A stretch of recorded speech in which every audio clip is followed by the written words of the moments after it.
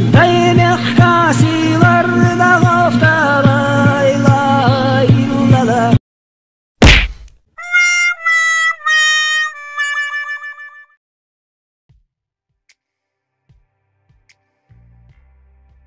После последнего нашего видео, ингуши начали писать, что мы оговариваем великих и самых добрых офицеров НКВД.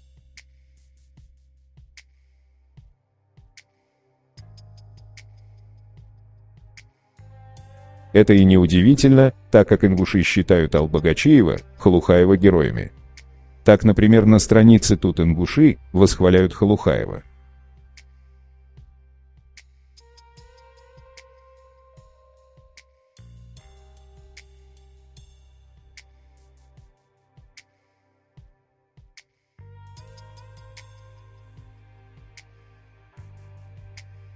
А вот как оправдывают Албогачиева.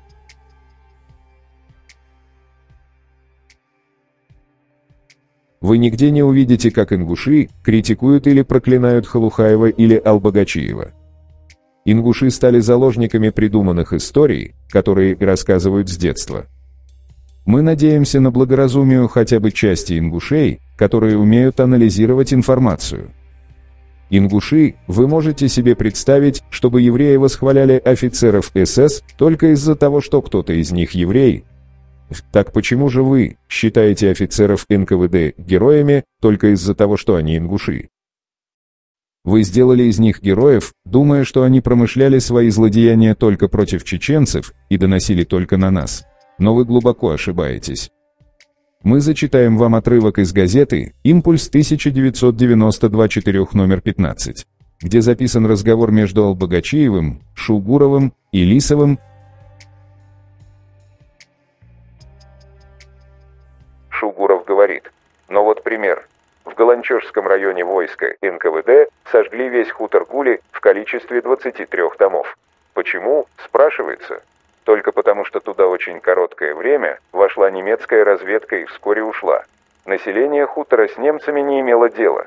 И вдруг войска НКВД сжигают весь хутор Гули. Мне кажется, что это неправильно. Албогачиев, перебивая Шугурова: в селе Гули вошла и была немецкая разведка. Шугуров: у нас нет никаких данных о том, что все 23 дома в этом селе причастны к немецкой войсковой разведке и имели с ней связи. Повторяю, нет данных об этом. Исходя из этого текста, становится ясным, каким был человек, которого ингуши считают героем. Он не жалел ваших предков, а сегодня вы считаете его героем. Выводы делайте сами и переосмыслите свое понятие о героизме.